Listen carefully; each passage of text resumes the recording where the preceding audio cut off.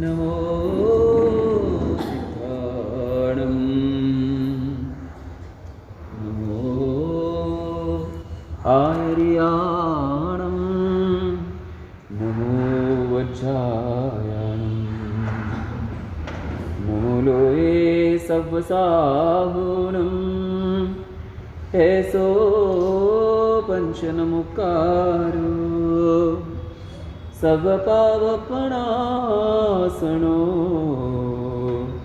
मंगलानं च सर्वेसिं प्रणमं हवै मंगलम् मंगलं भगवान् वीरो मंगलं गौतम प्रभु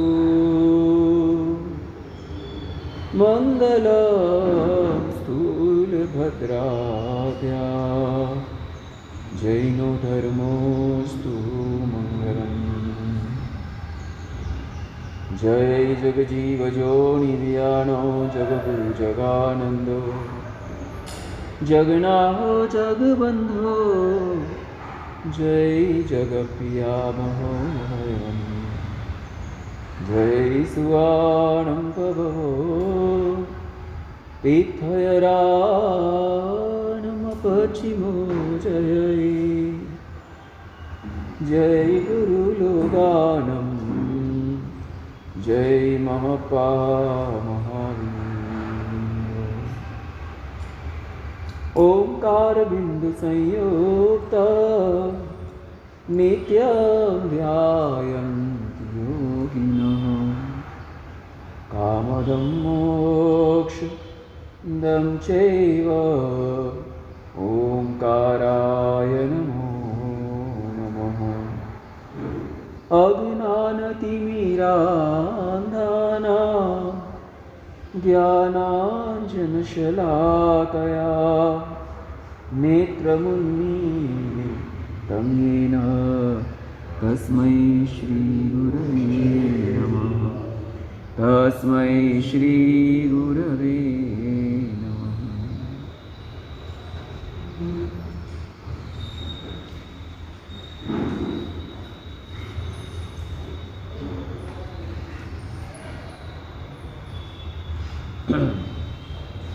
द्वादशांगी के ऋषियाता गणधर भगवंतों के अंदर सुधर्मा स्वामी भगवंत ने जिस सूत्र को अपने सामने रख के अपने ऊपर महान उपकार किया है, वैसा ये सूत्र है जिसके ऊपर नवांगी टीकाकार अभयदेव सूरी महाराज ने टीका लिखी।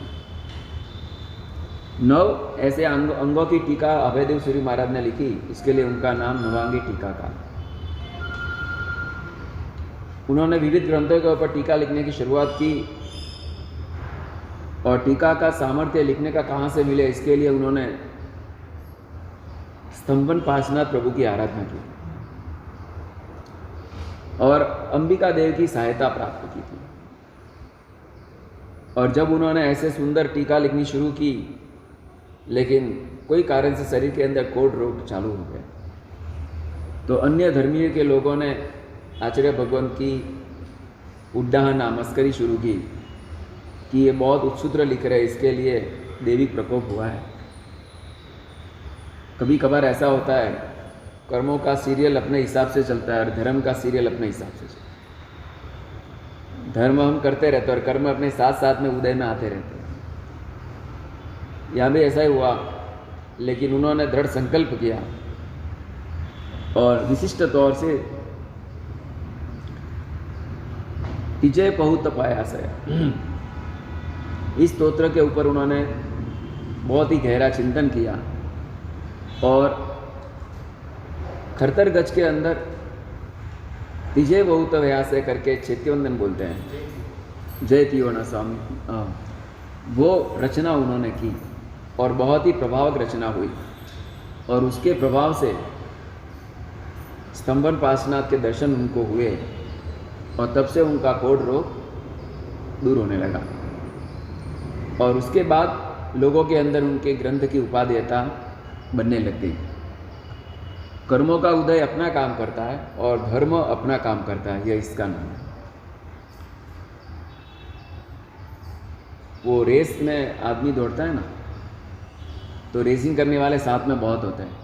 ओलंपिक गेम होता है, एशियाड गेम होता है, तो उसके अंदर रेसिंग के अंदर बहुत से लोग दौड़ते हैं। लेकिन वो रेस करने वाला कहाँ पे ध्यान रखता है? कौन कितना दौड़ रहा है, कि कौन मुझे वॉच कर रहा है, वो किसके वो ध्यान देता है? हाँ, वो मात्र अपने कदमों पे ध्यान देता है, और अपने कदमों में ध्यान देते तो वो दौड़ता ही रहता है, दौड़ता ही रहता है। कोई कदाच पीछे रह गया तो भी वो अपनी दौड़ कम नहीं करेगा, वो दौड़ता ही रहेगा। तो आजू बाजू के जो भी दूसरे रेसर है और दूसरी ऑडियंस है, वो कर्म सत्ता जैसी है। वो अपने को प्रभावित करने में या गिराने में कहीं न कहीं कुछ न कुछ अपना काम करते ही रहते हैं। लेकिन जो दौड़ने वाला है वो धर्म पुरुषार्थ, संसार के अंदर धर्म पुरुषार्थ और कर्म दोनों सिमिलर चलते हैं, कभी कभी साइमल्टेनियस जिसको कहते हैं। लेकिन धर्म पुरुषार्थ की दौड़ अगर गहरी होती है और बहुत ही गहन होती है, तो कर्म को अपना प्रभाव दिखाने में पीछे हटना पड़ता है। आखिरकार तो भाग्य किसने बनाया है? भाग्य किसने बनाया है? हमारी आत्मा नहीं बनाया। भाग्य कोई अलग चीज़ है कि हमने बनी बनाई चीज़ ही है। वर्तमान में जो भी हम कर्म का भुगतान कर रहे हैं, वो भी तो कभी ना कभी पुरुषार्थ का ही प्रभाव पड़ा उसके ऊपर, तभी वो भाग्य बना ना। तो भाग्य बनता है पुरुषार्थ से। अब वो भाग्य अपना रूप दिखाने के लिए जब प्रकट होता है, अपना विकराल रूप दिखाने के लिए प्रकट होता है, तब बहुत बार हम थक जाते हैं या थम जाते हैं या खींच जाते हैं, ठंडे पड़ जाते हैं कि ये कैसा कर्म है। लेकिन प्रभु कहते हैं कि कर्म तेरा है कि और का है? कर्म किसका है? तेरा ही बना बनाया है। You are the editor, you are the producer. तू ही प्रोड्यूसर है, तू ही एडिटर है, और तू ही क्रिएटर है, और तू ही ऑडिटर है, तू ही ऑडियंस है, सभी तू ही है। खाली तूने औरों के ऊपर थोप रखा है सब, इसने ये किया, उसने वे किया, उसने वो किया। ये सब तेरे अंतर में रहे हुए मलिन विचारों का प्रभाव है कि तू औरों के ऊपर अपने दुख को थोपता है। अभयदेव सूर्य महाराज ने किसी औरों के ऊपर कोई कमेंट्स किए बिना अठम तप की आराधना की और स्तंभन पासनाथ के दर्शन हुए। जयतियों ने स्तोत्र की रचना की और उनके प्रभाव से उनकी गाड़ी ऐसी चली कि एक आगम नहीं, 9 अंगों के ऊपर उन्होंने टीका लिखी। इसलिए उनका नाम क्या पड़ा है? नवांगी टीकाकार, अभयदेव सूरी महाराजा। ऐसे अभयदेव सूरी महाराजा ने ये जो ग्रंथ अभी आ रहा है, जो मुझे लगता है कि 45 आगमों के अंदर वैराग्य सबर ग्रंथ, सबसे ज़्यादा वैराग्य किसी में भरा हो तो इस ग्रंथ के, इस ग्रंथ का नाम ही ऐसा है, विपाक सूत्र। विपाक मतलब क्या होता है? विपाक का मतलब होता है फल। विपाक का मतलब होता है रिजल्ट। विपाक मतलब परिणाम। विपाक का एक अर्थ ये होता है गहरा रस। विकराल पाक कर्मों का जिसमें दिखने को मिले उसको विपाक कहेंगे। तो विपाक दो तरह के, एक तो सुख का विपाक और एक दुख का विपाक। अशुभ हमने जितने कर रखे हैं, जितने भी अशुभ कार्य कर रखे हैं पूर्व भव में या फिर इस भव में, उससे जो भी जीवन के अंदर रिएक्शन बनते हैं उसको हम दुख कहते हैं। और हमने जितने भी शुभ कार्य करके रखे हैं पूर्व भव के अंदर या इस भव के अंदर, उसके जो भी पॉजिटिव अपने को रिजल्ट मिलते हैं उसको हम क्या कहेंगे? सुख कहेंगे। तो दुख भी कर्म का ही विपाक है और सुख भी कर्म का ही विपाक है। दोनों कर्म का दिया हुआ ही है। इसलिए समकीती आत्मा बहुत मस्त बात करता है। समकीती आत्मा को कोई पूछे कि तुझे देवलोक में ज़्यादा जाना पसंद है कि तिर्यंश में ज़्यादा जाना पसंद है, समकीती को कोई पूछे तुझे कहाँ जाना पसंद है, जनरली अपने को ऐसा कोई प्रश्न अपन क्या कहेंगे? दो में से चूज करो, तिर्यंश गति या देवलोक, तो क्या चूज करेंगे? देवलोक ही चूज करेंगे। समकीती का जवाब बहुत मस्त होता है। समकीती कहता है कि झैल तो झैल ही है, सोने की झैल हो क्या, कौन सी? लोहे की झैल। झैल तो झैल ही है। समझो किसी बड़े अपराध करने वाले को बोला कि आपको ऐसी जेल में रखा जाएगा जहाँ पर सोने के सलिए होंगे, सोने की जंजीर होगी।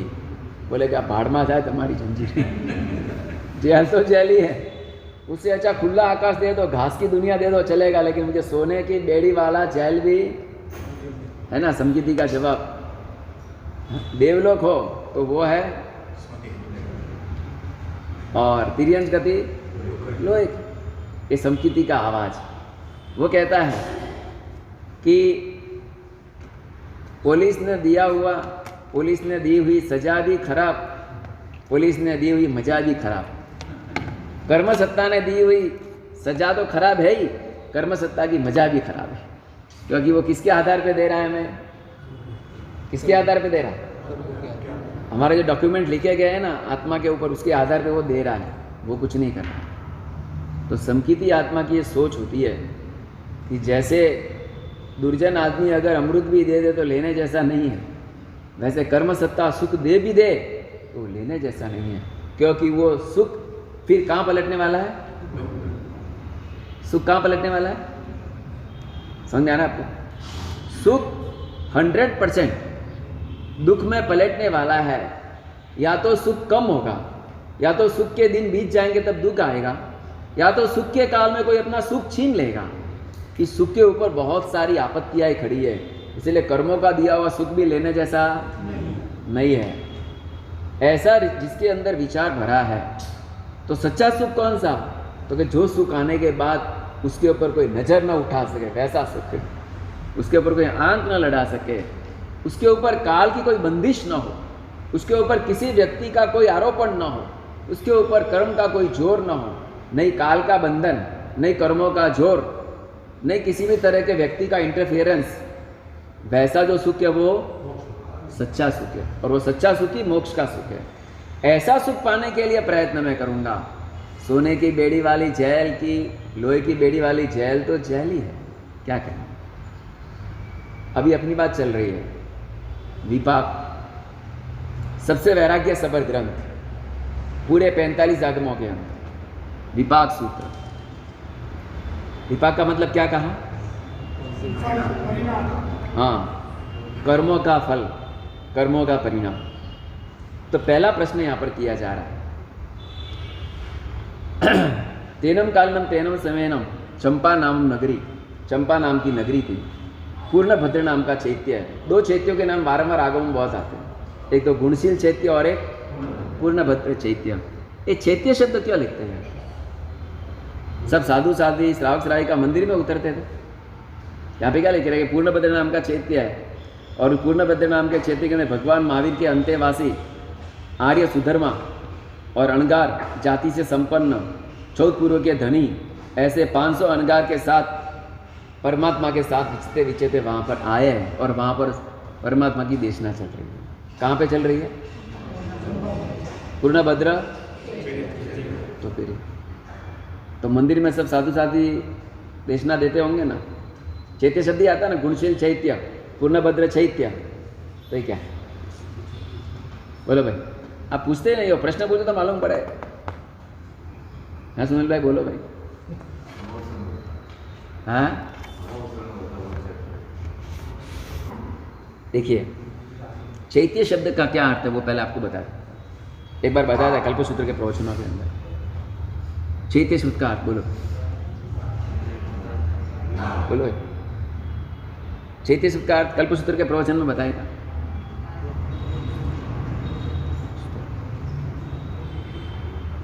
बोलो बहनों में, नहीं बोलो। हे भगवान, भाई दुकान में कतरा प्यारा माल पड़िया था, कतरा बढ़िया है ना, है सब याद है। देखो चीता, चीता टाइगर नहीं, जहाँ पे भगवान का अग्नि संस्कार किया जाता है उसको चीता बोलते हैं ना। जिसके भी चीता जनरली शब्द है, अपने वहाँ भी चीता शब्द यूज करते हैं। तो जहाँ पे तीर्थंकर पर्वन गणधर भगवंतों की चीता लगाकर वहाँ पर जो स्तूप खड़ा किया जाता है उसको चीता संबंधी स्थान मतलब कि चैत्य बोला जाता है। चैत्य का अर्थ ये है। तो जैसे अष्टापद तीर्थ के ऊपर प्रभु महावीर आदिनाथ भगवान के और गणधर भगवान के और सामान्य साधुओं के 3 चैत्य वहाँ बनाए थे, 3 स्तूप वहाँ बनाए थे, और उसके ऊपर एक विराट पैमाने पे जिन मंदिर निर्माण किया। तो मंदिर को भी चैत्य बोलता है, स्तूप को भी चैत्य बोलते हैं। ये बात बैठ गई। अभी जहाँ पर तीर्थंकर परमात्मा मूर्ति रूप में विराजमान हो उसको तो चैत्य बोलेंगे, लेकिन जहाँ परमात्मा जीवंत विराजमान है उसको तो चैत्य बोलना ही है ना। करेंसी को पैसा बोलते हैं, सोने को क्या बोलते हैं? पृथ्वी क्या बोलते हैं भाई? 100 रुपये की करेंसी को क्या बोलता है? पैसा बोलता है ना, नोट, लक्ष्मी, बराबर है। तो सोने की गिन्नी को क्या बोलेंगे? अरे वो तो पैसे का पाप है भाई। 100 रुपये की करेंसी भी किससे आई? गोल्ड से आके तो आई। तो उल्टे 100 रुपये की करेंसी भी गोल्ड तो मोर वैल्यूएबल है, क्योंकि 100 की नोट तो कल निकल सकती है 500 के समान, लेकिन सोने का सिक्का तो कभी भी डी वैल्यू होने वाला, करेंसी में भी डी वैल्यू, बट सोने की करेंसी वो कभी डी वैल्यूड होने वाली है नहीं, सोने का गोल्ड। तो अब बोलिए, सोने मतलब साक्षात प्रभु और करेंसी मतलब कि प्रतिमास्थ प्रभु। प्रतिमा स्थापन में रहे हुए प्रभु मतलब कि करेंसी है, और सोने में साक्षात रहे प्रभु मतलब, अब जैसे हम कागज को, सोने को, करेंसी को लक्ष्मी बोलते हैं, तो सोने को तो लक्ष्मी बोलना ही है, बराबर है। उसी तरह प्रतिमा रूपे रहे हुए परमात्मा के मंदिर को अगर चैत्य कहेंगे तो जहाँ साक्षात प्रभु है वो तो चैत्य है ही है। तो वैसे चैत्य को परमात्मा जहाँ समवसरण करते हैं उसको भी क्या बोलेंगे? अब दूसरे नंबर की बात और मजे की बात कि परमात्मा वहाँ से निकल जाते हैं, देवचंदे में जाते हैं, फिर भी वो समवसरण ही कहा जाए। परमात्मा समझो कि 3 घंटे की देशना देकर कहाँ गए? Rest house. देवचंदा मतलब परमात्मा के लिए रिलैक्सेशन हाउस। वहाँ परमात्मा को सोने की पाट वगैरह लगाई जाती है, कमल वगैरह लगाए जाते हैं। परमात्मा खाली वहाँ रिलैक्सेशन करते हैं, सोते, नींद नहीं करते, क्योंकि उनको दर्शनावर्ण कर्म की सपना हो चुकी है मूल से, इसीलिए वहाँ उनको निद्रा तो आती नहीं है। लेकिन खाली शरीर को सांत्वना देने के लिए देव भक्ति करते हैं, परमात्मा वहाँ पर रिलैक्सेशन करे, इच्छा हो तो करे, नहीं तो कोई बात नहीं। लेकिन जब समवसरण में परमात्मा निकल जाते हैं तो समवसरण भी समवसरण ही तब भी कहा जाता है, पहले भी कहा जाता था। और अब तीसरे नंबर की बात, मस्त बात, वर्तमान के अंदर 2072 के अंदर सम्मेलन हुआ था, महान सम्मेलन तपागच का हुआ था पालितना के अंदर। लोग दूर दूर से देखने के लिए आते थे, दूर दूर से। खाली समवसरण का जैसा समवसरण का वातावरण बन गया था। तो वहाँ पर एक आचार्य ने मिलकर खड़े होकर कहा कि भाई आपड़ू समवसरण से। हम जब सब बैठे थे, लगभग 300 साधु महाराज थे, 50 आचार्य थे, 50-60 पदवीधर थे गणी, और दूसरे 50-60 पन्यास, 2-3 उपाध्याय, मुनि भगवंत, ऐसे लगभग 300 साधु एक साथ में बैठते। 300 से ऊपर 500 हो गए थे एक बार। तो इतने साधु साथ में बैठे और वह धर्म की चर्चा करे और प्रश्न की शास्त्र की विचारणा करे, तो उसको हम क्या कहेंगे? समवसरण। समवसरण का शब्द का अर्थ क्या होता है? संस्कृत पढ़ो तो पता चलेगा। एक साथे भेगा थईने મળવું એનું નામ છે સમવસરણ। सम मतलब कि एकीकरण, अव मतलब कि साथ में, एकीकरण साथ में, श्रु मतलब कि जुड़ना, एक दूसरे का मिलना, सरना, आना, एक साथ में एकजुट होकर सबका जहाँ पर मिलना होता है, वीरती धरो का, उसको क्या कहेंगे? समूह। देखिए समवसरण का पता चल गया। साक्षात प्रभु का समवसरण, जिन मंदिर वो भी समवसरण, और समवसरण की प्रतीक के लिए ही तो आजू बाजू मंगल मूर्ति भी रखते हैं मंदिर में, मंगल मूर्ति रखते हैं ना चारों बाजू। समवसरण भाई शब्द समझ में आ गया आपको?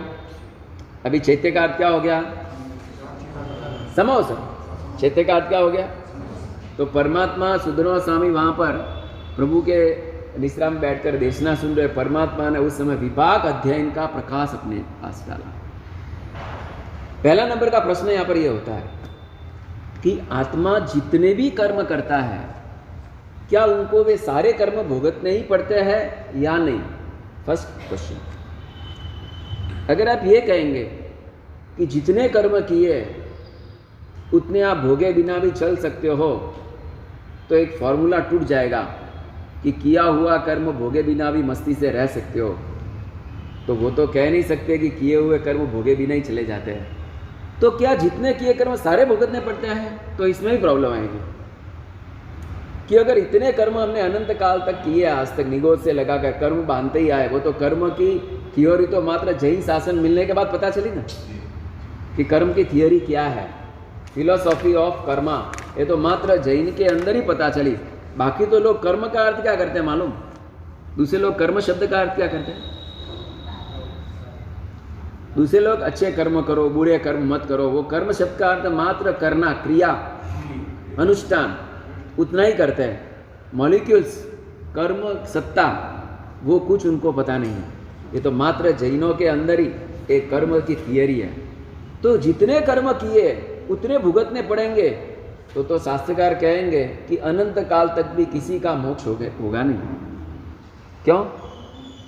तो क्या निगोद में अनंत काल रहे, एक इंद्रिय में आए, दो इंद्रिय में आए, तीन इंद्रिय में आए, चार इंद्रिय में आए, और भयंकर अज्ञानता थी, भयंकर मोह दशा थी।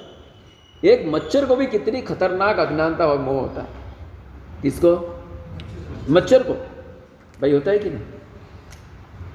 वो जब मानव के ऊपर बैठ जाता है चूसने के लिए, उसने कभी ऐसी तहकीक की कि आचार्य भगवान इनको परेशान नहीं करना चाहिए? ऐसा मच्छर ने सोचा कभी? कभी नहीं सोचेगा वो। क्यों?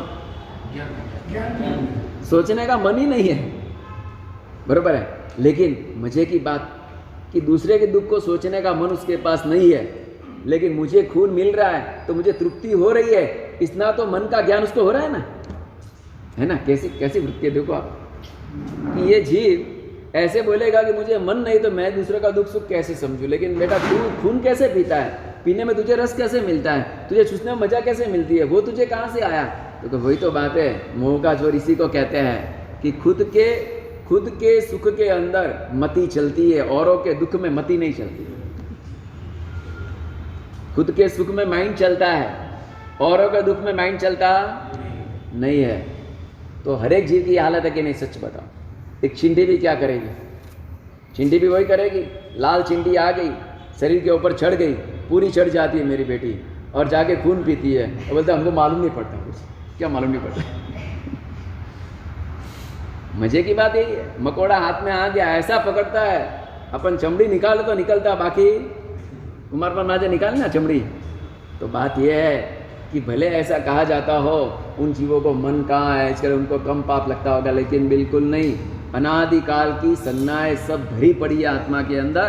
तो एक इंद्रिय का जीव भी अपने सुख की पूरी चिंता करता है। कौन सा जीव? एक इंद्रिय जीव अपने सुख की पूरी चिंता करता है, और साथ में दूसरों के दुख के लिए पूरी उपेक्षा भी करता है। क्या उपेक्षा करता है? औरों के दुखों की, औरों के दुखों की उसे कोई पड़ी नहीं है, मात्र मुझे सुख कैसे मिले बस। तो इसको क्या कहेंगे? अज्ञान और मोह, लेशिया और संज्ञा, ये भरी पड़ी है जीवों के अंदर, जिसके कारण वो अपने सुख के लिए हरदम स्वच्छंद बनकर औरों के दुख की चिंता किए बिना मजे से रहते हैं। शास्त्र में एक बहुत मस्त बात आती है। आसालिक नाम का एक प्राणी है। आसालिक, कितनी इंद्रियां होती है उसको? उसमें दो तरह के आसालिक होते हैं। आसालिक मतलब जैसे अपन बारिश बरसती तो वो नीचे वो अलसीय बनता है ना, अलसीय, तो वैसा आसालिक नाम का प्राणी आता है। वो समूर्चिम पंचेंद्रिय भी हो सकता है और दो इंद्रिय भी हो सकता है, दोनों हो सकते हैं। अब वो जीव कहाँ पे पैदा होता है मालूम? जहाँ पे चक्रवर्तियों का पूरा टेंट लगता है, उनके जो नवनिधि होते हैं, वहाँ पर वो जमीन में पैदा होता है। अब वो जब बॉर्न होता है ना, बॉर्न मतलब जन्म लेता, तब इतना सा होता है। वो बढ़ते बढ़ते बढ़ते बढ़ते 12 योजन का शरीर बनाता है। कितना योजन का? 12 योजन मतलब 144 किलोमीटर के आसपास। अब 144 किलोमीटर के एरिया में वो अपना पूरा अड्डा जमा लेता है। ये इतना छोटा जीव इतना विराट शरीर बनाता है। वो खैर कर्म प्रकृति ने उसको दिए, बना रहा है, नो प्रॉब्लम। बाद में क्या होता है? उसका आयुष्य मात्र अंतर्मुहूर्त का, अंतर्मुहूर्त 48 मिनट्स, और वो फट जाता है। जब उसका आयुष्य पूरा होता है तो उसका जो भी आहार लेना, आहार लेते लेते वो शरीर फट जाता है। फटता है तो जैसे भूकंप होता है ना, वहाँ के टेंट वगैरह सब उड़ने लग जाते हैं। बहुत से लोगों का संहार हो जाता है। किससे हो रहा है ये? आशालिक जीव से हो रहा है। अब मुझे ये बात इसके लिए करनी पड़ी कि प्रभु, मेरी आत्मा ने बेइंद्रिय, तेइंद्रिय, चौरिंद्रिय, पंचेंद्रिय के अवतार में कितने पाप किए हैं। अगर उस पाप का मैं एक पाई पाई छूटने जाऊंगा तो कभी मोक्ष होने की संभावना। तो प्रश्न फिर से यही आया। क्या प्रश्न आया? 2 प्रश्न किए थे शुरुआत में। ये प्रश्न याद है कि खाली स्टोरी याद है? 2 प्रश्न।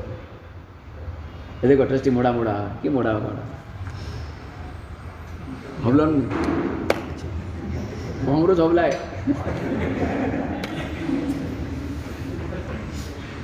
देखो, किए हुए कर्म क्या पूरे भुगत कर ही मोक्ष हो सकता है? प्रश्न नंबर ए। अथवा तो किए हुए कर्मों को हम आधा कॉम्प्रोमाइज करके भी मोक्ष पा सकते हैं? प्रश्न number B. A and B प्रश्न। अब इन दोनों के अंदर एक को भी राइट करेंगे तो तकलीफ हो जाएगी, क्योंकि किए हुए पूरे भुगतने पड़ेंगे तो अपने एक इंद्रिय बेंद्रिय के इतने इतने पाप है कि जो पाप भुगतते भुगतते अपना मोक्ष होने की संभावना मुझे तो नहीं लगती है। और अगर किए बिना ही मोक्ष में चले गए तो पूरा सिद्धांत टूट जाएगा कि किदारे कर्म भोग्या बिना, तो ये सिद्धांत ही टूट जाएगा। तो क्या करना महाराज?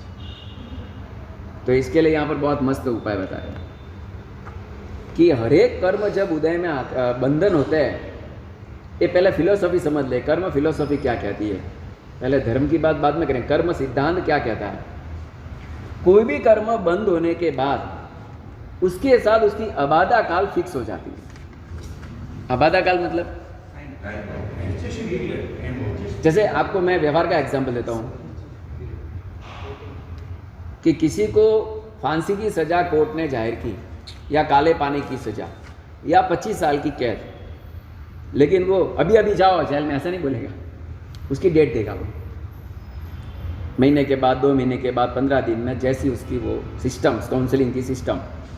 तो वो जो जाहिर जब कर रहा है, तब जाहिर कर रहा है 15 साल की कैद, अथवा तो जाहिर कर रहा है फांसी की सजा, लेकिन टाइम कब से दे रहा है? तो कि 1 महीने के बाद। जैसे वो निर्भया केस के अंदर उसको कितनी बार दे दे के जनवरी में दिया, फिर फरवरी में दिया, कितनी बार दे दे के फिर आया। तो वो क्या होता है कि 20 दिन, 25 दिन, महीना जो भी होता है उनको बेल देना ही पड़ता है उसके अंदर। तो उसको क्या कहेंगे शास्त्रीय भाषा में? आबादा काल। उसमें क्या होता है? वो देने से होता है क्या है? तो कि वो देने से कोर्टों का सिस्टम ये है कि आगे वाले को हम चांस भी दे रहे कि let you fight for your problem. आप अपनी प्रॉब्लम के लिए फाइट कर सकते हो, भले आप 100% गुनहगार हो, फिर भी हमारी काउंसलिंग कहती है कि आपको हम अवसर दे रहे हैं। इनडायरेक्टली भाषा यही है। तो अब ये क्या हो गया? कर्म कोई भी बनता है तो उसमें अबाधा काल फिक्स हो जाता है। आयुष्य के अंदर कोई अबाधा का कॉम्प्रोमाइज़ नहीं है, बाकी सब कर्मों के अंदर अबाधा का कॉम्प्रोमाइज़ है। जैसे हमने कोई मोहनीय कर्म बांधा, तो मोहनीय कर्म बांधा ऐसा कि बहुत क्रोध किया, इतना खतरनाक क्रोध किया। अब वो क्रोध का जो उदय जब अपना होगा, क्रोध का जब पाप विपाक में आएगा, तब आप सांप बनोगे, सपोज ऐसा लिखा है। अथवा तो आपका दिमाग पागल हो जाएगा, उसका जो कर्म का विपाक जब आएगा तब ऐसा कुछ उसकी बैड इफेक्ट आने वाली है। लेकिन वो जब आएगी उसके बीच में आपको 1 साल, 2 साल, 3 साल, 1 भव, 2 भव का भी अबाधा मिल सकता है। अब वो अबाधा काल मतलब क्या बोलता है कि कर्म के बंध काल से उदय तक का बीच का जो पीरियड है, वो पीरियड आप सेफ साइड में रह सकते हो। तो बहुत बार ऐसा होता है ना कि बहुत से लोग बोलते हैं कि इतना पाप करता है मेरा बड़ा, तो भी मजा करता है। कितना पाप करता है, कितने लोगों को मारा इसने, कितने लोगों का पैसा खा लिया, फिर भी राजा बन के बैठा है। तो वो क्या चल रहा है? उसका अबाधा काल चल रहा है, उसका वो पीरियड चल रहा है। समझ में आया? कि भाई कोई आदमी का समझो कि फांसी की सजा दी, लेकिन फांसी की सजा लेने के लिए यहाँ से उसको अमेरिका लेकर जा रहे हैं सपोज।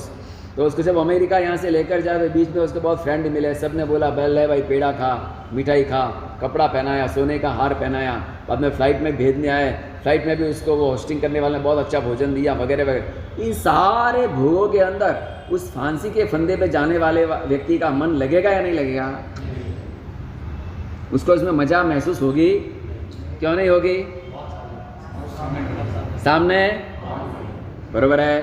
तो मुझे ये कहना है कि उसको पता चल गया कि ये मेरा पीरियड 100% आने ही वाला है, लेकिन वो बस बीच के काल की जो मौज मजा है ना, वो हकीकत में मौज मजा नहीं है, लेकिन वो तो टाइम पास है। क्या है? टाइम पास ही हो रहा है। ठीक इसी तरह हमने कोई ऐसा कर्म किया है और वो कर्म उदय में तो आने का बाकी है, लेकिन उसके बीच में अपना टाइम पास अच्छा हो रहा है। लोग क्या बोलते हैं कि वो तो मजा करे, मजा कटा करे फांसी के फंदे में जाने वाला जैसे फ्लाइट में मजा नहीं करता, लेकिन वो तो एक सजा का ही एक प्रकार है। वैसे यहाँ पर भी कोई भी कर्म हमने किए होंगे, जब तक उसका टाइम बम खुलेगा नहीं तब तक आप मजा करो। आपकी दृष्टि से ज्ञानी कहता है कि टाइम पास कर रहा है।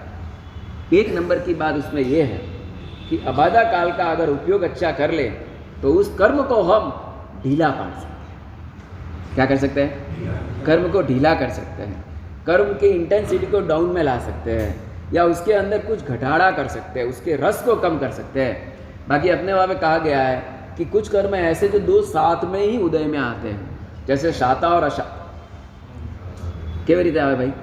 वाराफरती आवे करे। एक आंख बंद करके खोला ना तो असंख्य बार साता असाता का उदय हो गया। हो गया? साता का भी उदय हुआ, असाता का भी उदय हुआ। लेकिन मुझे फील क्या होता है? तो कि जिस कर्म का रस ज़्यादा वो फील होगा, और जिस कर्म का रस कम वो फील नहीं होगा। समझा है? जैसे कि अब शरीर के अंदर बीमारियां तो सबके रही हुई है। एट प्रेजेंट मेरा पेट जल रहा है, लेकिन मैं फील में नहीं ला रहा हूँ, क्योंकि मेरा अशाता भी शाता का जोर ज़्यादा है। समझना है? बहुत बार ऐसा होता है कि शरीर में माथा दुखता है तो पूरे दिन माथे को लेकर ही बैठता, तो उसका दिमाग कैसे चलता है? अशाता का शिकार होता है। और वो समझो कि मेरा पैर अच्छा है, मेरा पेट अच्छा है, मेरा हाथ अच्छा है, चलो मैं प्रभु की वाणी सुन लूँ, चलो स्तवना शुरू कर दूँ, तो माता की अशाता तो शुरू ही है, इट इज़ गोइंग ऑन, परंतु उसको फील में क्या आ रहा है? शाता फील आ रही है। ये क्या हो गया? हमने बहुत बार उदय में आते हुए कर्मों को रिवर्स ब्रेक में ले लिया। अशाता को उदय था ही, लेकिन शाता में कन्वर्ट कर लिया। उसका नाम है भाग्य के ऊपर पुरुषार्थ का विजय। किसके ऊपर? भाग्य के ऊपर पुरुषार्थ का विजय। अब देखिए, कर्मों का विपाक किन्हीं का 1 नंबर का होता है, किन्हीं का 2 नंबर का, किन्हीं का 3 नंबर का, किन्हीं का 4 नंबर का। 1 नंबर का जो है उसको मात्र हम प्रदेशोदय कहेंगे, प्रदेशोदय। 2nd नंबर का है उसको मात्र स्थिति कहेंगे। 3 नंबर का है उसको रसोदय कहेंगे, और 4थे नंबर का है उसको निकाचित रसोदय कहेंगे। 4 तरह के उदय के रीत से उदय कर्म आते हैं। जैसे कि हम सुनते हैं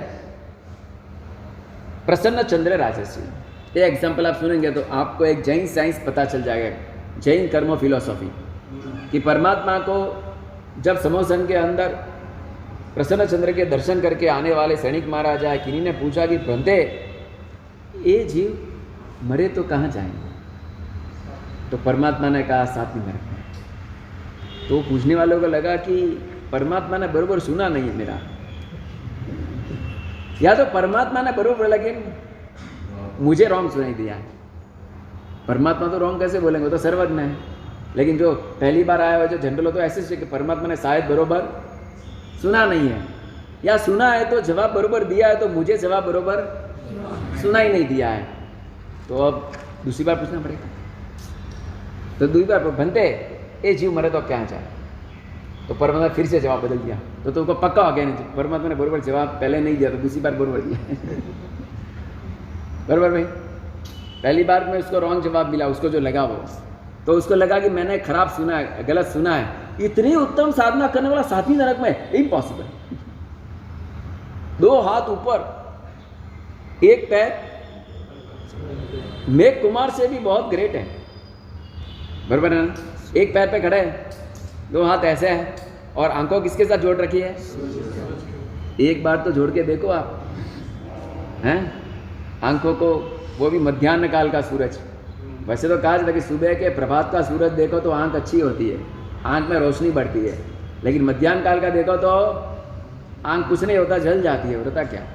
अब देखो उसने आंखों को, वो भी मध्याह्न काल, वो भी ग्रीष्म ऋतु, वो भी जेठ महीना, और आंखों को रोशनी इसके साथ जोड़ना, 2 हाथ ऊंचे रखना और उसमें 1 पैर अद्धर रखना। प्रभु ऐसी साधना करने वाला 7वीं नरक में। प्रभु कहे नहीं, हम ना मरे तो और जहां वो सोच रहा है कि प्रभु क्या जवाब दे रहे हो, उसमें तो देव दुंदुभी का नाश हो गया और केवल ज्ञान की प्राप्ति होगी। अब यह क्या हो रहा है, आपको समझ आ रहा है? परमात्मा ने पहले कहा कि 7वीं नरक में जाएगा, अभी जाएगा तो इस 7वीं नरक का क्या सेशन चल रहा है वहां पे, जिसको हम कहेंगे कि प्रकृति से उसने 7वीं नरक जितने दलिए इकट्ठे कर लिए, रस भरना बाकी है बस। कुछ कर्म ऐसे होते हैं जैसे 4 नरक के निवारण वंदन करते करते किए तो कर्म निकाचित है कि अनिकाचित थे? कैसे थे? आयुष्य की अपेक्षा से निकाचित नहीं थे, क्योंकि आयुष्य तो एक बार ही बनता है। आयुष्य के अंदर ऐसा ना कि पहले 7वीं का बांधा, बाद में 5वीं का बांधा, बाद में 4वीं का बांधा, बाद में 3री का बांधा। आयुष्य में कोई भी वाइब्रेशन नहीं होता है, कोई भी वेरिएशन नहीं होता है। वेरिएशन गति के अंदर होता है, नरक गति। वहां पे क्या लिखा है? नरक गति, नरक आयुष्य नहीं तो सिद्धांत ही टूट जाएगा। तो आयुष्य के सिद्धांत बदल जाएंगे कि आप तो कभी भी आयुष्य चेंज कर सकते हो, लेकिन आयुष्य तो भव में एक बार ही बनता है और लास्ट बार ही बनता है। और भाई नॉट रिटर्न, माल कैसा भाई? नो चेंजेबल, चेंज होगा नहीं और रिटर्न भी नहीं होगा। ऐसा माल कौन सा है? आयुष्य का माल है। बाकी में चेंज हो सकता है, रिटर्न भी हो सकता है। बाकी एक बार दिया हुआ माल दूसरी बार हम लेते हैं नहीं है। तो ये कौन सा माल है? आयुष्य का माल। आयुष्य एक बार बंदा वो ही रहेगा, और जितने समय के लिए बंदा उतने समय के लिए ही रहेगा। उसके अंदर किसी भी तरह का चेंजेस हो सकता नहीं, लेकिन बाकी कर्म चेंजेस हो सकते हैं। अब बोलो तो प्रसन्न चंद्र ने आयुष्य बांधा कि गति बांधी? उसको कहेंगे गति के दलिए इकट्ठे किए हैं, गति के दली उसने इकट्ठे कर लिए है। लेकिन ज्ञानी भगवंतों का कहना है कि अगर आत्मा पुरुषार्थ में आगे बढ़े तो उसके वो गति कर्म के दलिए डाउनफॉल में आ सकते हैं। अब यह मतलब क्या हो गया कि बांधने के लिए जो कर्म बांधे थे उसको भुगतने के लिए उसी कर्मों को फेस करने की जरूरत पड़ी। समझ में आया? तो ठीक इसी तरह आत्मा ने शाता भी बांध दिया आज तक और अशाता भी बांध दी है, बट जब वो उदय में आता है तब आपने कौन सा कर्म कितने जोर से बांधा है, उस आधार पे उदय में उसका काम शुरू हो जाता है, अन्यथा काम नहीं होता है। तब देखिए ज्ञानी भगवंतों का कहना है कि जितने भी कर्म किए हुए हैं वे कर्म सारे आप भुगतेंगे ही, भुगते बिना कुछ रहेगा नहीं, लेकिन भुगतने का तरीका अलग अलग होता है। कुछ कर्म हम भुगतान करके उसको पूरे करते हैं और कुछ कर्म तब त्याग और वैराग्य के प्रभाव से पूरे किए जाते हैं। और वे कर्म जो बड़े थे, बहुत सारे थे, उसको शॉर्टिंग कर करके हमने पूरे कर दिए। जैसे मैंने आपको एक रस्से का एग्जाम्पल दिया था, एक रस्से को लाइन टू लाइन जलाए तो समझो कि 2 मीटर का रस्सा है, तो लाइन टू लाइन जलेगा तो घंटा लग सकता है, लेकिन एक साथ में जलाओ तो विथिन 10 सेकेंड, 15 सेकेंड, 20 सेकेंड के अंदर वो चल सकता है। 2 घंटे का रस्सा 15 सेकेंड में उड़ाना हो तो भी उड़ा सकते हैं। बिल्डिंग को बनाने के अंदर 50 माल की बिल्डिंग बनाने में समझो 4 साल लगे, तोड़ने में कितना साल लगेगा? बरोबर है। अगर तोड़ना चाहे तो 50 लोग लग जाए और उसके ऊपर जेसीबी लग जाए, बुलडोजर लग जाए, तो एक दिन में भी उसको धराशायी कर सकते हैं। पर 3 साल की या 4 साल की बनाई बिल्डिंग को धराशायी करना एक दिन का काम है। अनंत भव के कर्मों को धराशायी करना एक भव की साधना भी पर्याप्त हो सकती है। यह परमात्मा के शासन का लॉजिक है। घोड़ों को बनाने के अंदर, भरने के अंदर तो 1 साल लगता है, जराने में तो चिंगारी काफ़ी है। ठीक वैसी बात यह है कि तेरे आत्मा में अगर सत्व खिल गया, तेरे आत्मा में समता खिल गई, तेरे आत्मा में सम्यक्त्व खिल गया, तो तेरे अनंत भव के पाप भी एक भव में पूरे हो सकते हैं। क्योंकि मार साहब कितना भी करो यहाँ से मोक्ष तो मिलने वाला है ही नहीं ना भाई, राइट अराउंड, कितना भी करो यहाँ से भाई मोक्ष मिलने वाला है। तो जब मोक्ष यहाँ से नहीं मिलेगा, इसका मतलब यही नहीं कि ये भव मोक्ष के लिए कोई कामयाबी नहीं है। यहाँ से आप समझो कि डायरेक्ट कलकत्ता नहीं जा सकते, तो ब्रेकिंग जर्नी करके भी जा सकते हो ना, ब्रेक जर्नी करके भी जा सकते हो। तो नहीं, कलकत्ता सीधा जाए तो बैठना, नहीं तो गाड़ी में बैठना नहीं। ऐसा करेगा तो ज़िंदगी में कलकत्ता जाएगा नहीं। तो जहाँ पे जो सिस्टम वो सिस्टम फॉलो करके ब्रेक जर्नी करके भी कलकत्ता पहुँच जाना चाहिए। तो मोक्ष भी कैसा यहाँ से ब्रेक जर्नी, बराबर है भाई। तो ब्रेक जर्नी करके भी जाए तो तकलीफ क्या है? बराबर है भाई। आपको समझो कि किसी का लाख रुपया लेना बाकी है, आप बोलो हाथी देना तो नहीं तो कोई देना नहीं, एक हाथी देना हो तो दे, ऐसे बोलेंगे? क्या बोलेंगे भाई? कोई नहीं, थोड़ा थोड़ा तो दे भाई, कुंचम कुंचम स्वामी करेंगे, एक तो थोड़ा थोड़ा। 1 लाख रुपया साथ में नहीं देता तो भी 50,000 2 बार दे तो तकलीफ क्या है? सही बात है ना। खाने के लिए बैठे और समझो कि घर में बना है, रसगुल्ला बना है, मालपुआ बना है, पूरी बनी है, हाँ भाई रोटा बनिया है, पुटी डोसा बनिया है, और खिलाने वाला का बोला पूरा एक साथ में डाल तो ही खाऊंगा, भाई ऐसे बोलेंगे ना?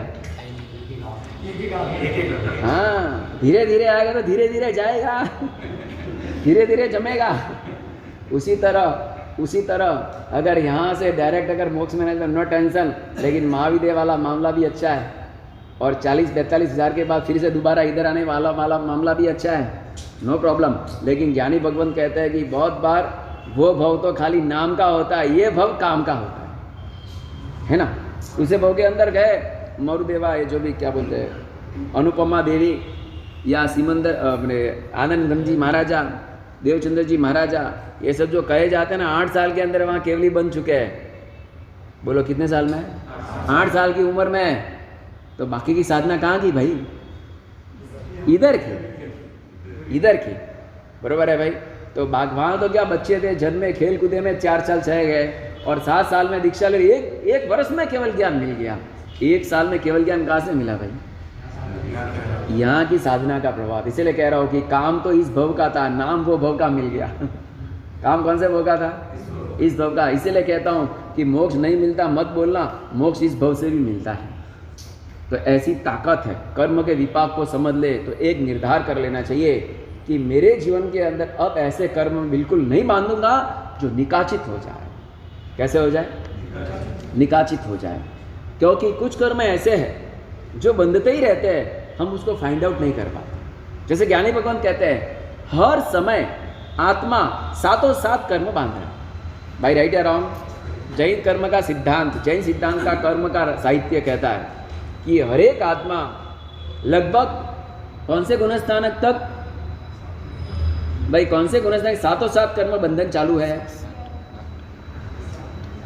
बोलो भारत, बोलो नहीं बोलो, हर भी जगह कहो, बोलो वो पीछे बैठे, नीचे बैठे। कहाँ पीछे बैठे? नीचे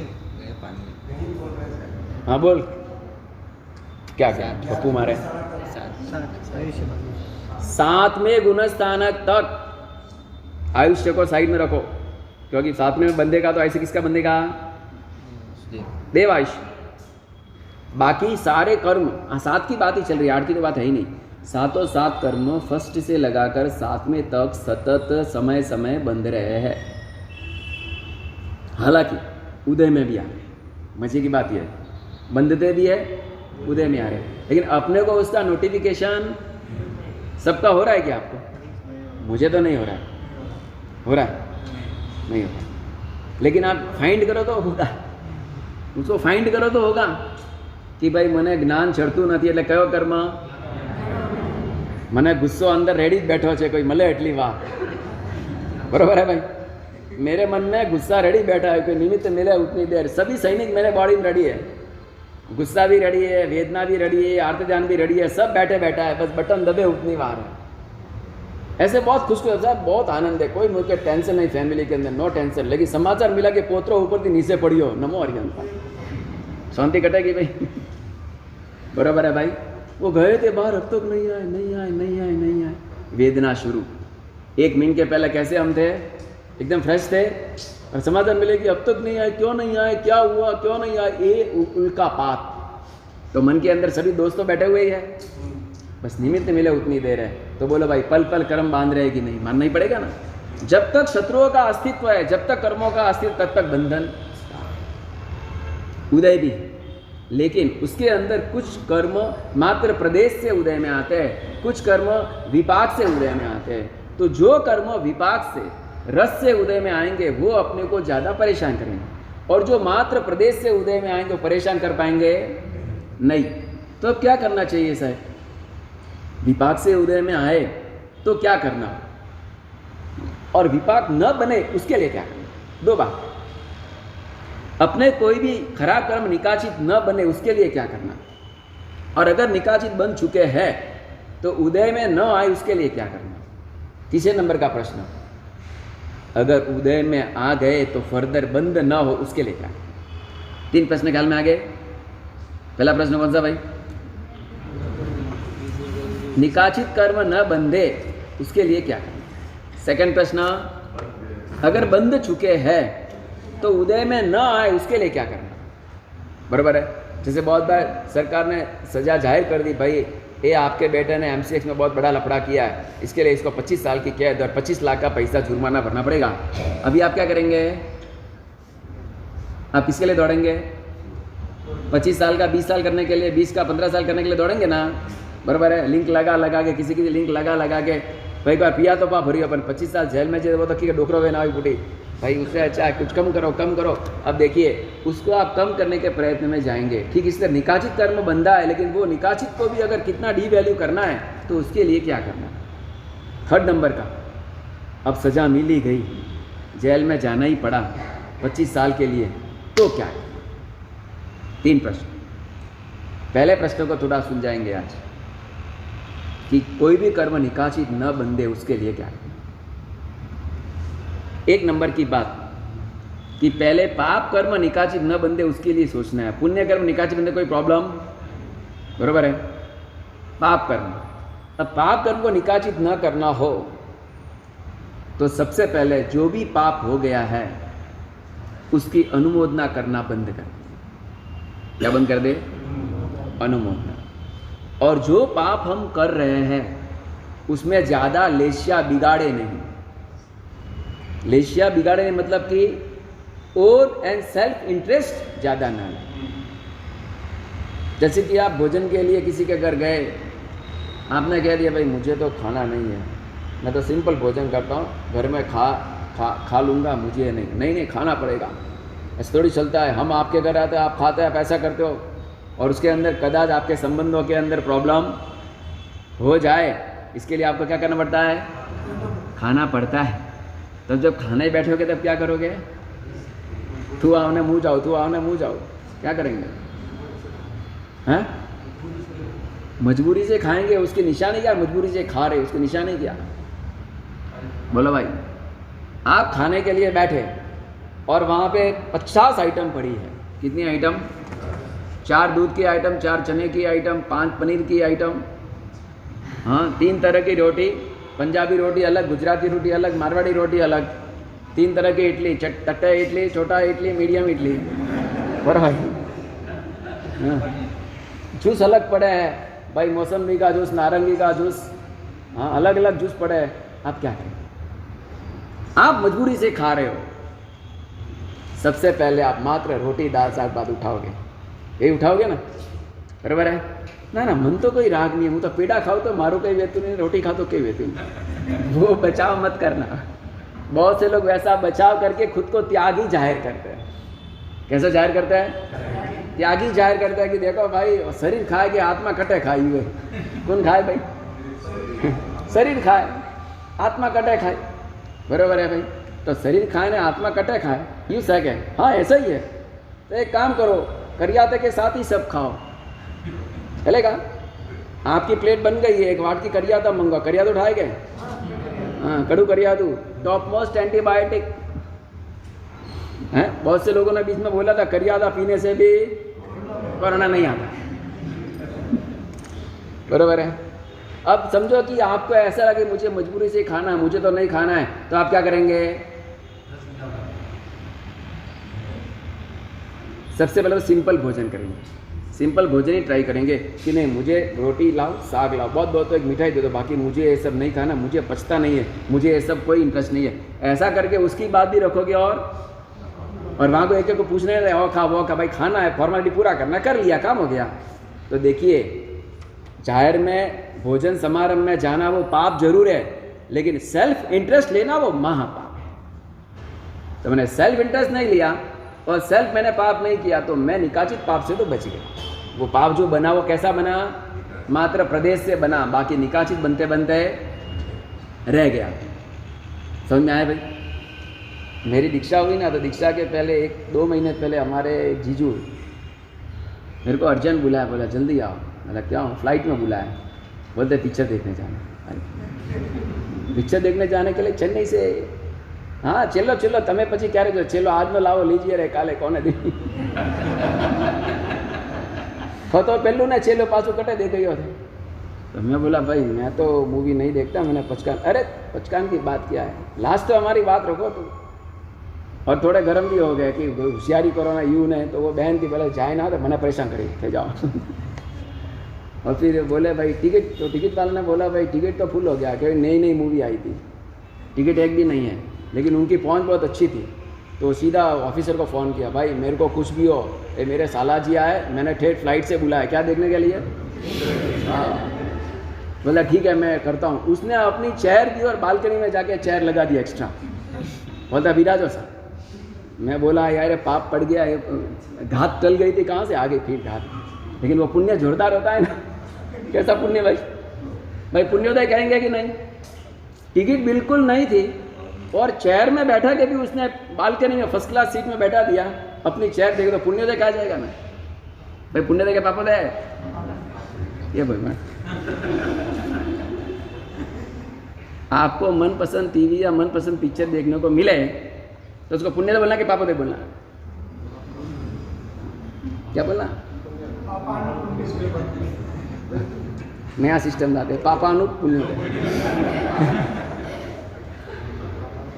भोग की सामग्री भी पुण्य के प्रभाव से मिलती है, इसमें तो कोई दो राय है नहीं, लेकिन वो सामग्री हमें पाप करने की ओर दिशा में ले जाती है, इसके लिए उसको पापानुबंधी पुण्य कह सकते हैं।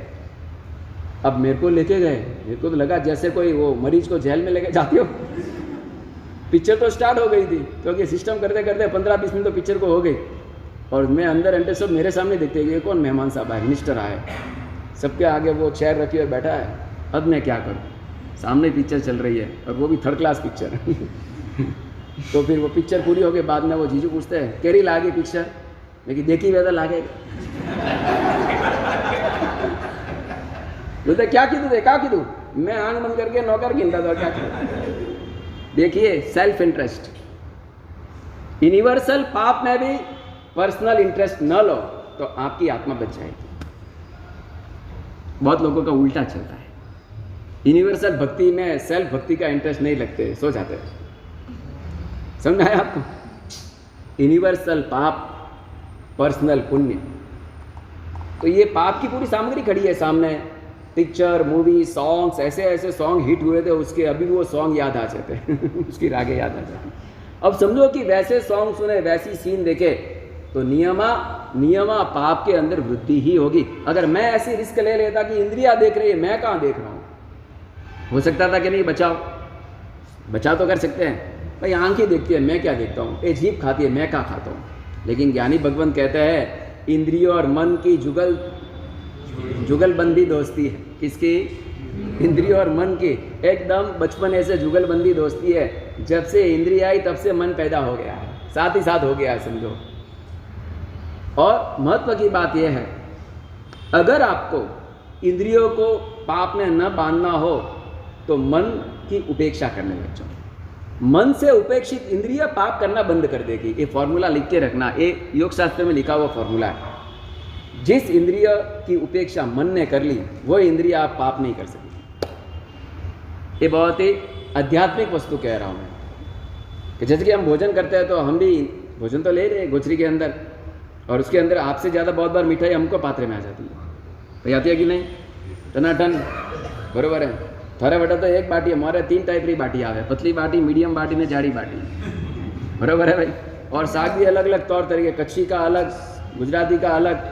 एक बार तो कन्नड़ी के घर में चले गए, वो वरा दिया उसने कुछ। कहने का मतलब है कि हमारे वहाँ आइटम तो आपसे ज़्यादा आ सकती है, फिर भी हम इंद्रियों से खाते हैं लेकिन मन से उपेक्षा करते हैं। मन से उपेक्षा मतलब कि मन उस इंद्रियों के रसास्वाद में जुड़ता नहीं है।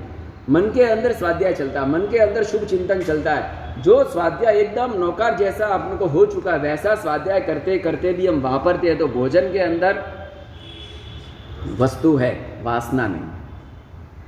वासना मन का स्वभाव है, वस्तु का ग्रहण करना इंद्रिय का स्वभाव है। वस्तु का ग्रहण करना किसका स्वभाव है? नेचुरल है। टीवी की सीन देखना आंखों का काम है, लेकिन टीवी के अंदर वासना खड़ी करना मन का काम है।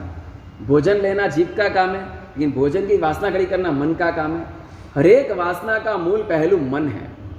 वस्तु को ग्रहण करती है इंद्रिया, वासना को प्रोड्यूस करता है मन। अगर मन से इंद्रिया टूट गई तो इंद्रिया बेचारी अकेली पड़ जाएगी, वो कुछ काम नहीं कर सकेगी। ये तो कैसा है कि करंट ही नहीं है, बटन को कितना भी ऊपर नीचे करो प्रकाश होने वाला है। भाई समझ में आया? करंट ही नहीं होगा तो बटन को कितना भी ऊपर नीचे करेंगे प्रकाश होगा? इंद्रिया मन बिना, करंट बिना के वो स्विच जैसी है।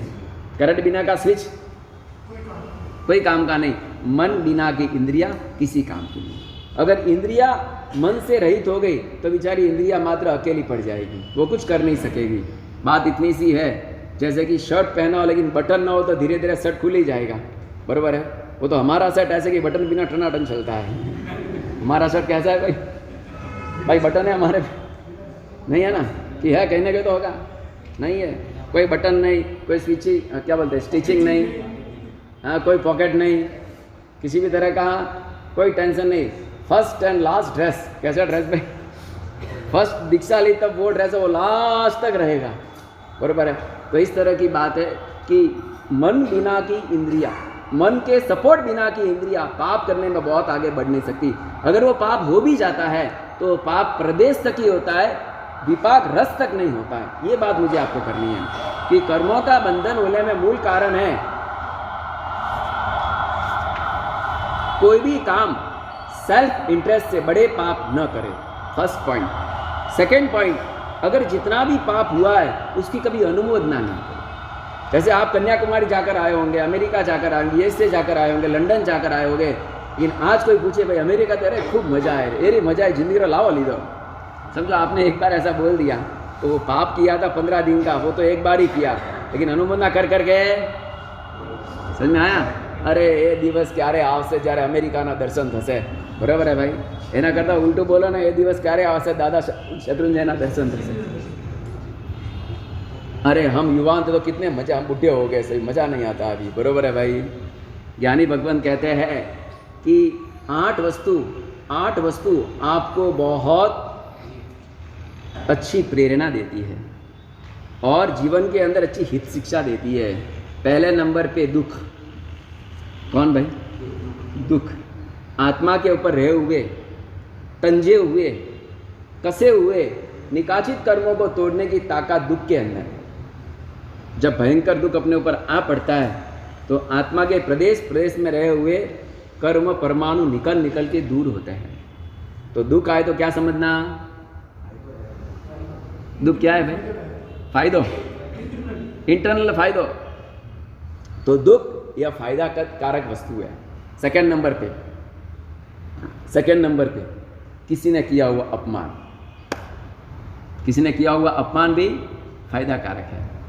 हाँ, वो एक अच्छे कवि हो गए, सुरेश दलाल के साथ में रहते थे, तो सुरेश दलाल भी रहे नहीं, लेकिन वो एक अच्छे कवि। तो उनको किसी ने पूछा कि भाई साहब, हाँ तमने कोई सम्मानना पुष्प माथे चढ़ाओ तो તમે શું કરો? सम्मान के पुष्प आपके ऊपर चढ़े तो क्या करते आप? तो मैं ऐसे ही बैठा रहता हूँ, हाँ भी नहीं बोलता, ना भी नहीं बोलता। ऐसा करूँगा तो भी फूल गिरेगा, ऐसा करूँगा तो भी फूल गिरेगा, उससे कोई बोलना ही नहीं, चुपचाप बैठ जाना। मतलब क्या हुआ? सम्मान में उपेक्षा रखेंगे तो अपमान ज़्यादा भारी लगेगा नहीं। सम्मान को ज़्यादा पसंद कर लिया तो अपमान आपको भारी लगे बिना। एयर कंडीशन की हवा ज़्यादा पसंद कर ली तो बाहर की गर्मी कितनी खतरनाक लगती है ना? फिर एयर कंडीशन का इतना हावी हो जाता अपना नेचर कि गाड़ी में भी एयर कंडीशन चाहिए। घर से निकले समझो ऑफिस जाना तो गाड़ी में भी क्या चाहिए? एयर कंडीशन चाहिए ना। और गाड़ी भी कहाँ रुका रहती है? तो ऑफिस के एकदम बाजू में, थोड़ी भी गर्मी नहीं लग जाती। और बहुत मुलायम शरीर है ना मेरा, सुकुमाल जैसा शरीर है, इसके लिए ऑफिस एकदम पार्क गाड़ी को वहाँ पे करते हैं। और जहाँ गाड़ी ऑफिस में गए तो ऑफिस समझो 10वें माले में, लेकिन अब हम कौन सी ऑफिस पसंद करेंगे? सेंट्रलाइजेशन ऐसा पसंद करेंगे। अच्छा ऑफिस में गए, अब वॉशरूम लगा है तो क्या करना? अरे बेटा गर्मी लगी तो क्या कहो? धना दे भाई एयर कंडीशन लगाड़ो, वहाँ भी एयर कंडीशन आएगा। ऐसा क्यों हुआ? समझ में आया आपको?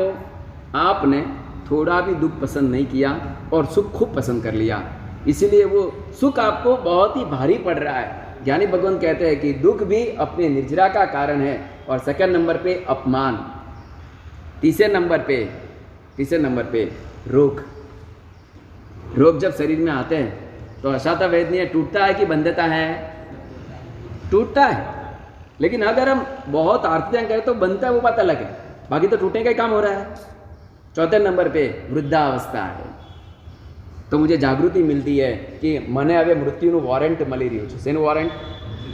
ભાઈ વૃદ્ધાवस्था मतलब वृद्धावस्था के बाद युवानी गस्ती आती है कि नहीं, मुझे पता नहीं। જવાનું ટિકિટ वो કયું કઈ વેઇટિંગ લિસ્ટ है કે आरएस कि कंफर्म? वो कंफर्म है, दारो ठानी है, कंफर्म है। तो वृद्धावस्था मतलब मृत्यु का डायरेक्ट कनेक्शन जिसके साथ है, क्योंकि द नेक्स्ट स्टेप ऑफ वृद्धावस्था इज डेथ, है ना। तो अब समझो कि मृत्यु आई मतलब क्या आया? अरे मृत्यु मतलब जागृति अवस्था। सामने मृत्यु आ रहा है तो मुझे जागृत हो जाना है। तो बोलो भाई, पहले नंबर पे अपना उपकारी कौन? दुख, दूसरा अपमान, तीसरा रोग, चौथा वृद्धावस्था, पांचवें नंबर पे मृत्यु स्वयं। जब मृत्यु सामने खड़ा है तो मेरी समाधि की परीक्षा है। समझ में आया? छठे नंबर पे मोस्ट इंपॉर्टेंट, जिसके ऊपर मैंने उपकार किया वो मेरे सामने पड़ गया। कौन पड़ गया है? जिसके मैंने उपकार किया वो मेरे सामने पड़ गया है। तो ज्ञानी भगवान कहते हैं कि ऐसे अवस्था में तू सहन करेगा तो तुझे लखलूट निर्जरा होगी। ऐसे अवस्था के अंदर अगर आत्मा अपने समाधान की बुद्धि रखता है तो लखलूट निर्जरा का स्वामी बनता है। सातवें नंबर पे बोलो भाई, जीवन के अंदर फायदामंद चीज़ दिखती है खराब, लेकिन है फायदामंद। तो कि अल्प संपत्ति, अल्प सौंदर्य वो ज़्यादा फायदा का है। ऐसे बहुत मस्त बात की है किसी ने कि भार्या रूपवती शत्रु, भार्या रूपवती शत्रु, माता च व्यभिचारी, ऋणम करता पिता शत्रु, ऋणम करता पिता शत्रु और अपंडितश्च पुत्र शत्रु। समझ में आ गया भाई? संस्कृत में आ गया? भणो भणावे छे संस्कृत एकदम फ्री में पढ़ाते, टोकन चार्ज। बोलो भाई, पहले नंबर पे अधिक रूपवान पत्नी भी शत्रु के समान है। अधिक रूपवान पत्नी शत्रु के समान है। व्यभिचारिणी माता शत्रु के समान है। और देना रखने वाला पिता शत्रु के समान है। हाँ, व्यभिचारिणी मतलब जिसके जीवन में ऐसे कोई कैंडल बने हैं, ऐसे कोई स्कैंडल बने, रैकेट्स बने हैं, जैसे वो बने ना ड्रग्स का ना, ये ना वो, रागिनी फागिनी, ऐसे सुना? देखो ऐसे खूबसूरत लोग स्टेज के ऊपर आते हैं, वो स्टेज के स्क्रीन के ऊपर आते हैं, कितने सुंदर लगते हैं नहीं? कैसी डायलॉग्स बोलते हैं और कैसा प्रेजेंटेशन करता है कि भले भले लोग उनके सामने फीके पड़ जाए। लेकिन अब क्या हालत है इन लोगों की? कितने लोग उसके अंदर पकड़ में आ गए और उनका पूरा बायोग्राफी पढ़े, स्टोरी पढ़े तो लगता है कि क्या क्या वे करते हैं, क्या क्या नहीं करते। कैसी खूबसूरत ज़िंदगी मिली है उनको, लोगों के बीच में आने के लिए अवसर मिला है, लेकिन किस तरह से वे पेश हो जाते हैं। ड्रग्स, ड्रिंकिंग, डांस, ये सब उनके जीवन के अंदर सामान्य चीज़ बन चुकी है जो हमें महापाप नजर आता है। परमात्मा ने तो पहले ही कह दिया भाई 7 किस्म तू छोड़ छोड़ छोड़, लेकिन ये आत्मा इतना भी समझ नहीं पाते हैं। तो माता च व्यभिचारिणी और ऋणम करता पिता शत्रु। अगर पिता ऐसे ऐसे काम करे कि ऋण बढ़ता ही जाए, बढ़ता ही जाए, बढ़ता ही जाए, और पिता तो चले जाए ऊपर और बाद में भुगते कौन? बराबर है। और पुत्र किसी भी तरह का संयम बिना का पुत्र वो भी शत्रु के समान है। ज्ञान बिना का पुत्र चलेगा, लेकिन संयम बिना का पुत्र नहीं चलेगा। तो ये बात है कि यहाँ पर अपने जीवन के अंदर कोई अगर आपातकालीन स्थिति भी आ जाए, दुख की घड़ी भी आ जाए, लेकिन अधर्म सबसे बड़ा अपना शत्रु है और धर्म सबसे बड़ा मित्र है। अपनी बात चलेगी, कर्मों को निकासित नहीं करना हो तो पहले नंबर पे पाप की अनुमोदना बंद करो, पर्सनल इंटरेस्ट लेना बंद कर दो। और तीसरे नंबर पे जो व्यक्ति पापों की परवरिश करता हो, पापों के बारे में आपको बहुत ही अच्छी मतलब कि गंदी बातें बता, उसकी बातें सुनना बंद कर दो। पाप को निकाचित नहीं करना हो। 7 नंबर का मेन इंपॉर्टेंट पॉइंट, अगर जीवन के अंदर कोई ऐसी तरह की प्रवृत्ति हो चुकी है तो उसके लिए बारंबार अपनी लेश्या मत बिगाड़ो। लेश्या मत बिगाड़ो मतलब छोटे से काम के लिए बड़े क्रोध का सहारा मत लो। जैसे हम सुनते हैं कि कंस को पता चला, किससे पता चला कि 7वां पुत्र वध करने वाला है, देवकी का। आकाशवाणी टीवी में बताते हैं, लेकिन हमारे वहाँ तो प्रकाशवाणी है। जब इसकी कंस की पत्नी जरासंध की बहन जीवयशा जब अपने वहाँ पे महफिल के अंदर थोड़ा दारू पी के मौज मजे में नाच रही है और वहाँ पर अतिमुक्ता नाम के मुनि निकले, अतिमुक्त नाम के मुनि, और वो उनके रिलेशन के अंदर। तो अतिमुक्त मुनि बहुत ही यौन में खिले हुए हैं। ये अतिमुक्ता मुनि नहीं जो अपन प्रभु महावीर का वो गिनते, वो नहीं, नेमिनाथ प्रभु के काल के अतिमुक्त मुनि, जिनका सिद्धगिरिराज के ऊपर डेरी है अतिमुक्ता मुनि की। तो ये वहाँ से निकले और वो बोलती, अरे महाराज यौवन बहनी मजा लो તમે, આ દીક્ષા વેલી વેલી લઈ લીધી, કેટલું સૌંદર્ય છે તમારું, आओ पधारो मौज करो। और वो वहाँ जाते जाते उनको अड़ लेती है। उस समय अतिमुक्त मुनि का दिमाग थोड़ा गर्म हो गया कि विवेक हो, आप अपने मोह के नशे में आपको मुबारक, लेकिन साधु के ऊपर असर मत होने दो, साइड में हो जाओ। अरे महाराज क्या ऐसा है, फिर भी ऐसे बोल रही है।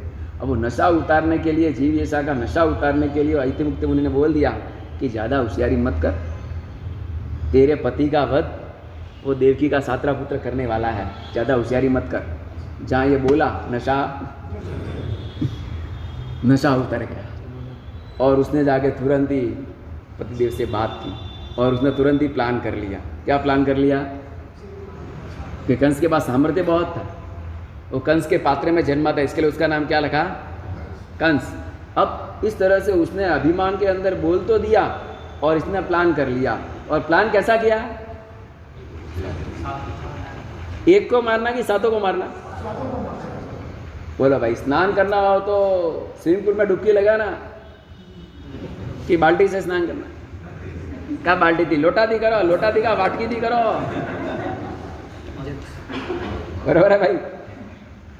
अगर स्विमिंग पूल में स्नान किया तो कृष्ण लेसिया वाला स्नान है। अगर वो किसके नीचे, शॉवर बात, वाह। और वो किया तो नील लेसिया। और बहुत से मूर्खे लोग तो टब में सो जाते हो, मछली सोती है ना वैसे, वो अजगर हुआ ना, अजगर। हाँ सच बोलता हूँ, अगर पानी में ज़्यादा सोओगे ना अजगर बनोगे। अब देखो नील लेसिया, कापोत लेस, कृष्णा नील कापोत, ये 3 अप्रशस्त लेसिया बताइए। कापोत लेसिया क्या करती है, नल खोल के बैठ जाती है, बम बम बोले, पप्पट स्वाहा शंकर जय जय बोले, बराबर है। 4 नंबर पे कौन सी भाई, कृष्णा नील कापोत, तेजो लेसिया। तेजो लेसिया मतलब क्या करेगी भाई, 2-2 3-3 जग डालती जाएगी, तो थोड़ी मर्यादा है। और बाद में आती है पद्म लेसिया, ग्लास से स्नान करेगी और साबुन भी लिमिटेड लगाएगी या नहीं भी लगाएगी।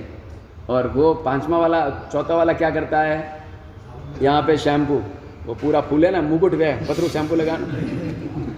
उनका फोटो लेके देखो, आप मालूम पड़ेगा मूर्खों के सरदार है। सच कहता हूँ, जो स्नान करने के बाद शरीर में से पसीना ही शुरू होता है, उस स्नान का मतलब क्या है। और ज्ञानी भगवान कहते हैं कि आपको शरीर का गौर वर्ण साबुन कर्म से नहीं, नाम कर्म से मिलता है। भाई कौन से कर्म से, हम तो ऐसे सोप नाम कर्म है, कौन सा कर्म है, सोप नाम कर्म। अरे सोप कर्म नहीं, नाम कर्म है। हमने कहा स्नान किया भाई, हमने स्नान किया है, हमको तो फर्क पड़ा नहीं कुछ, हमको तो ऐसा लगता है कि हम तो थे वैसे के वैसे। क्योंकि कर्म ना, शरीर का रूप, शरीर का ढांचा कौन से कर्म से मिलता है, नाम कर्म से मिलता है। पानी कर्म से, सोप कर्म से, शैम्पू कर्म से नहीं मिलता है। लेकिन हमने उसके ऊपर ऐसा तो तंज दबा दिया है कि उससे ही मैं सुंदर हूँ, लो भाई लो। अब 6 नंबर का व्यक्ति क्या करेगा, कौन सी लेसिया, शुक्ल लेसिया। वो तो मात्र भीना कपड़ा लेगा, शरीर को एकदम लूज लेगा, क्योंकि संसारी है बेचारा, पूजा करनी है, सेवा करनी है। तो इस तरह से इतना करके और मंथली एक बार शायद या 15 दिन में एक बार साबुन लगाएगा, नहीं लगाएगा। बाकी वो सिंपल जितना हो सके उतना अल्प में अल्प पाप और अधिक में अधिक उपयोग, ये है कौन सी लेशिया? शुक्ल लेशिया। तो कौन सी लेशिया से जीना है हमें?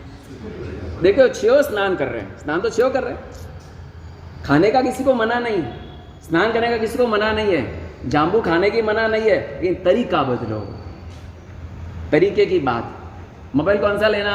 1 लाख वाला, 2 लाख वाला कि नोकियो वाला? एक बादशाह लिया है 6 दिन पहले और महाराज साहब आप एक काम करेंगे? बोला मैं काम करूँ तुम्हारा? वो नहीं, ऐसे नहीं बादशाह, वो मेरी पत्नी है ना पीछे पड़ गई है। किसके पीछे पड़ी? तुम्हारे पीछे पड़ेगी, तुम्हारे साथ तो पड़ेगी पीछे, और क्या करेगी? नहीं महाराज साहब उसको वो नशा लगा है, 1.25 लाख का मोबाइल लेना। कितना लाख का? 1.25 लाख। अब मुझे ऐसा है कि वो आपको थोड़ा गुरु मानते, तो आप बोलेंगे ना तो वो मान जाएगी। तो बोला बचेगा वो किसका?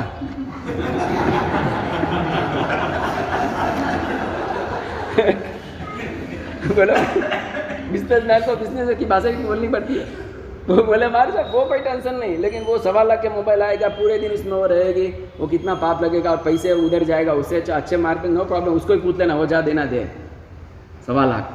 मैं बोला भाई ऐसा क्या है? तो कभी इसमें बहुत सिस्टम आते हैं, बिगड़ता नहीं है, ऐसा वैसा बोलती रहती है। हमारा साहब समझा ना उसको, तो लेकर आए, उसको वंदन किया। महाराज साहब बोलो आप जो कहेंगे करूँगी, जो कहेंगे करूँगी। हाँ महाराज साहब आप बोलिए, सिवाय मोबाइल के बोलना। बोलो भाई ये लोग कैसे होते हैं? कौन है ठगा भाई?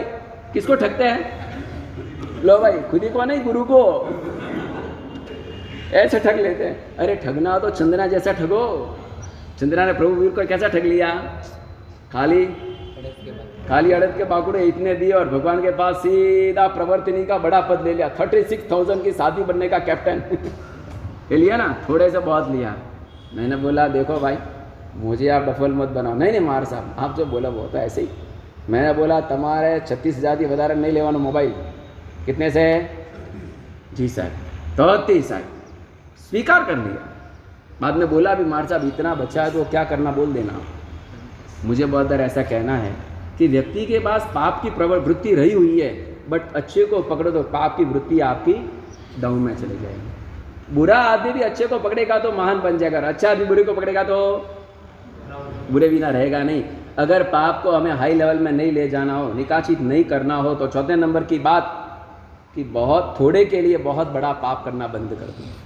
अगर मात्र सुई से काम चलता हो तो तलवार, बोले माँ की है बैठी हुए तो साकू लेन कापनो, माँ की है बैठी तो क्या करना भाई, क्या करना? बस इतना क्या, बस हंस हंस माँ की कैसी ऐसा करेंगे? नहीं करेंगे ना। कि ऐसे ताली बजाएंगे मच्छर मर जाए माखी मर जाए? नहीं। कहने का मतलब यह है कि अगर मुझे पानी पीना ही है तो मैं क्या फ्रीज़र का पीऊँगा? मटके का पानी नहीं है मेरे पास। अगर मुझे खानी है रोटी अच्छी तो मुझे डबल रोटी क्यों खानी? ऐसे भी डबल ही हूँ मैं, डबल रोटी खा के क्या करूँगा? डबल रोटी मतलब समझ में आया आपको? अगर जीना है तो हमको भी है ही है, आपको भी है ही है, लेकिन आवश्यकता कम करे, आकर्षण कम करे और आसक्त भाव कम करें। ये 3 कम करो तो आपके पाप निकाचित नहीं बनेंगे। आवश्यकता कम, आकर्षण उससे भी ज़्यादा कम और आसक्ति उससे भी ज़्यादा कम। आसक्त, आकर्षणता और आवश्यकता तीनों को नीचे ले जाओ, कोई कर्म निकाचित नहीं बनेगा, कोई कर्म निकाचित नहीं बनेगा। और इन केस निकाचित बन गया और उदय में आ रहा है तो तब त्याग की जड़ी लगा दो। किसकी जड़ी लगा दो? परसों से करने वाला है 3 दिन आम्बिल। कहता दारा भाई है बाबसी 30 दारा उपवास करो भाई, 3 तो आम्बिल करो कि नहीं करो? फटाफट नाम लिखा देना, वह नाम लिखने के पीछे पड़े है। वो पैसे का नहीं बोलेंगे आपको क्योंकि पैसे बहुत आ गए। बराबर, लोग तो सामने से वापसी लाभ दियो, बराबर है, क्योंकि गुरुदेव का प्रसंग है तो हमको भी लाभ तो लेना। कोई बॉम्बे से कहता है, कोई चेन्नई से कहता है, कोई किधर से कहता है, तो उसकी टेंशन मत रखना। लेकिन तब त्याग के अंदर आगे जुड़ो। निर्जरा, तपसा निर्जरा, तब से निर्जरा होगी। निकाचित कर्मों को तोड़ने का श्रेष्ठतम उपाय है तपस्या। कौन सा उपाय है? ये तत्वा सूत्र में लिखी बात है, मेरे मन की बात नहीं है ना। तपसा निर्जरा, तपसा निर्जरा होती है क्योंकि तप करने के साथ शरीर का मोह कम होने लगता है। शरीर का सबसे ज़्यादा मोह अपने को रहा हुआ है। सबसे ज़्यादा मोह किसका है अपने को? शरीर का ही है ना। शरीर के अंदर कोई भी तकलीफ आती, दिमाग अपना चक्रम होने लगता है। तो ऐसा शरीर का मोह तोड़ने का श्रेष्ठ उपाय तपस्या। ऐसी तप त्याग के अंदर जड़ी लगा दो तो निकासित कर्म भी टूटने हैं और जितने कर्म बांधते वे सारे भुगतने पड़ेंगे, थोड़े में बहुत जल जाएंगे। यह ताकत तपस्या की है। ऐसी उत्तम तपस्या जीवन के अंदर कीजिए। अब थर्ड पॉइंट का प्रश्न बहुत ही इंपॉर्टेंट है, उसका जवाब कल देंगे कि निकासित कर्म तोड़ने के बहुत प्रयत्न किए बट नहीं टूटा, उदय में आ ही गया। जैसे कि कृष्ण महाराज को नरक का उदय, जैसे कि सैनिक महाराजा को नरक में जाना, ये सब कैसे हो गए? Unbreakable, unchangeable, unmovable. अब ऐसे कर्मों को अगर फेस करना हो तो कैसे करना, इसके ऊपर अगले वर्तमान जो चिनार्थ विषय